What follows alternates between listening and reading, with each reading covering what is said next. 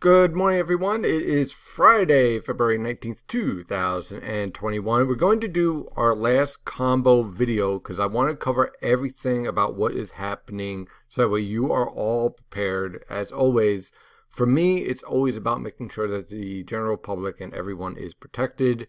And so as a result, this is going to be a premium public Fire Island and Beyond video discussion all rolled into one. So let's dive right into it. Okay, so currently right now this morning we have precipitation developing throughout the region pretty much on schedule, and we have a wintry mix over the coastal plain, rain down towards southern New Jersey, getting reports of snow down towards Wildwood, and down towards the Delmarva Peninsula you could see also a wintry mix of freezing rain here. So definitely, regardless of where you're at throughout the region, I would definitely use some caution when traveling and walking around because it is going to be slick and icy out there because we've basically been experiencing this freezing mist type of scenario setting up throughout the region. So right now, when we take a look at our surface map, basically our surface boundaries off the coast, this trough is a surface representation of the polar jet stream polar trough, should I say, approaching this frontal boundary and this wave of low pressure in the subtropical jet stream. And we're going to see it really nicely in the water vapor satellite picture, which we'll get to. In the meantime, because we're kind of in the middle of this development of the storm, we have some warmer air along the coast. Now, this is at 925 millibars, and you can see the freezing lines all the way down towards southern New Jersey, right around Atlantic City on south. And if we look at 850 millibars, it's a little bit warmer. That freezing line is to the west of Philadelphia and cutting through, let's say, about Trenton or just north of Trenton, and then cutting south of Long Island. Now, what's happening here is that we're getting a little bit of mixing in the atmosphere. So we have a little bit of this warm air mixing into the surface region. So we're seeing a slight rise in the temperatures along the immediate coast, especially from about Monmouth on down to Cape May County in New Jersey. And in that scenario here, you're getting some rain at 34, some freezing rain, a little bit of sleet, a little bit of snow. What we're waiting for, it's for this feature right here to transition to the coast, and that's going to be happening as we go on through the morning hours and should reach that apex by about noon. So by noon, we're going to see this whole environment cool significantly, probably drop to around -3 degrees Celsius along the coast by the time we get to this afternoon. And that will allow for a changeover of all this mixed precipitation over to snow. That's where things get a bit interesting because I am watching this jet streak right here, okay? And what happens when you get this jet streak, and we'll zoom out a little bit, look at the full layer here. And by the way, I do this pretty much every day for some of the public members out there, public followers. This is something I do pretty much almost every day for premium members. Anyway, this jet streak here that we're watching here, this is what's going to be called stretching the atmosphere. Think of it like taffy stretching the atmosphere. And that could lead to what we call a deformation zone setting up right along the coast. So we're watching that very carefully. Some model guidance is already starting to pick that up, which could be pretty interesting, let's say, from about central New Jersey on through, but let's say about Long Island for this afternoon.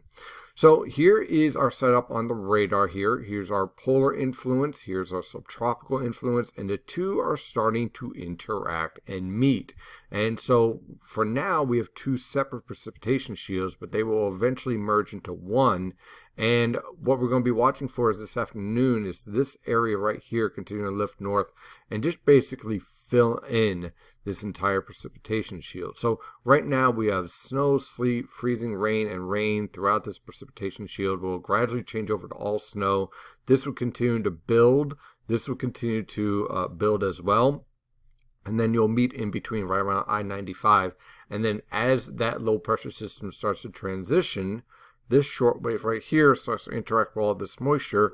We'll get our surface wave, which is right about here, to track up into the coastal waters, pull that cold air in, and everyone transitions over to snow. And we can see that very nicely here On the infrared satellite picture, you can see that lifting starting to increase here.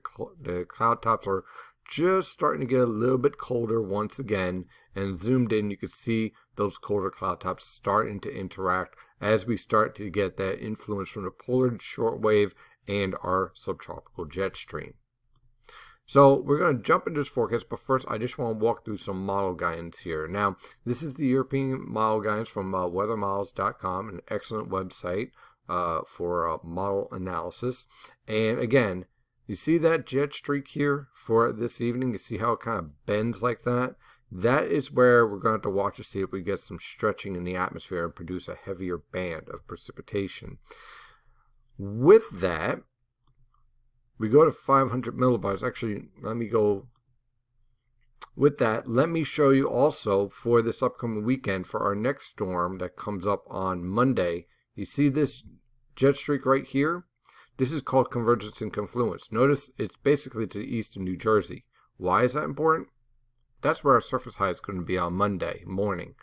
And that is going to be a very important feature because that will warm us up ahead of our next shortwave. So this is why jet streaks are so important, so that way you can figure out where your air is converging and sinking, and therefore where your surface features will be. And this is also how you can pick up whether there's any model errors. So it's always good to have that skill.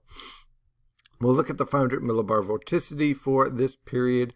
And again, this piece of stretch lifting here for this afternoon is what's going to stretch the atmosphere and allow this precipitation shield to really mature.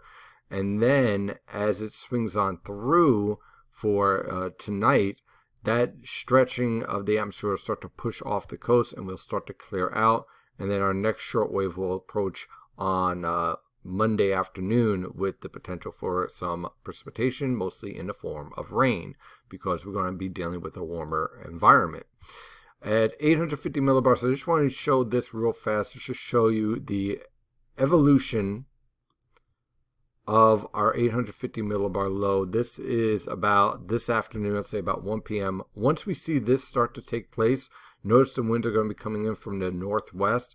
That's going to cool the entire boundary layer. And of course, we can see that pretty nicely here at 850 millibars. Pull these temperatures up.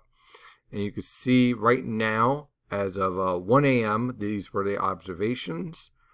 And you can see that cooling process take hold as we move on through the day, as the 850 millibar temperatures fall below freezing by this afternoon, and to a significant degree. By this point, around 4 a.m., all the precipitation is gone, and it's just going to be a cold weekend.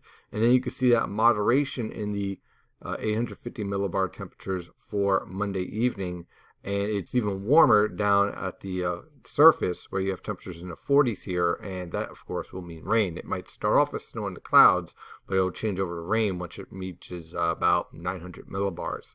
So again, the reason why it's important to understand this is because you have to understand all the lifting factors and what is causing our weather pattern. So you kind of look at everything. So walk through this factor right here. Let me just refresh this real fast and see we got updated data, and it looks like we do. All right, so here's our precipitation shield. Now the European guidance keeps us a little bit warmer, but I'm going to show you the HRR guidance because this feature right here this afternoon really catches my eye. The European guidance is really just starting to pick up on that. And then we clear out for the weekend.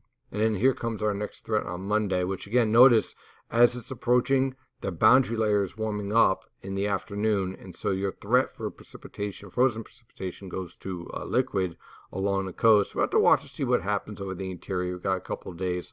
We'll work on an impact map on that for tomorrow and see how that shapes up and see how that plays out. But let's focus on the new HRR guidance, because what we're seeing stand out here this afternoon is this strong lifting, and then that lifting continuing to swing on through in the evening. So this is why I'm going with the 2 to 5 inch snowfall, like basically from about Ocean County on through the New York City Metro and Long Island, more like 1 to 4 inches back here over the interior. Higher snow ratio, but less intense snowfall. And then, thankfully, all of this clears out by about 10 p.m. I say everyone is high and dry, and then we just end up with a cold weekend. So, walking through the rest of this forecast, let me jump on that. Again, we talked about our wintry mix today. Temperatures pretty much going nowhere. For tonight on through tomorrow, look for clearing skies with lows falling into the upper teens to lower 20s over the interior, mid to upper 20s along the coast. Wave heights will be about 4 to 8 feet for today all the way on through tomorrow, subsiding to about 3 to 7 feet for Sunday on through Tuesday. For tomorrow afternoon, sky cloud cover is expected. Temperatures will rise into the mid-20s to lower 30s over much of the region, mid-30s down towards southern New Jersey. On Sunday, high pressure in complete control. Notice where it's located at. It's passing right over us with light winds. Temperatures in the morning will range from the single digits to lower teens over the interior, mid to upper teens along the coast. High temperatures will rebound into the upper 20s to lower 30s. Now on Monday, notice our high pressure system is right here. That leads to southerly winds ahead of this low pressure system. So look for increasing clouds on Monday with rain developing in the afternoon and evening along the coast, rain-snow mix over the interior. Look for temperatures to range on Monday into the upper teens to lower 20s over for lows, and high temperatures in the lower to mid 30s over the interior, upper 30s to mid 40s along the coast.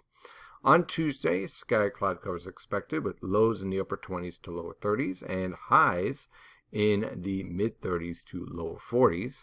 On Wednesday, sky cloud cover is expected with lows in the lower to mid 30s, highs in the lower to mid 40s over the interior, mid to upper 40s along the coast, maybe a few lower 50s on the southern suburbs of Philadelphia.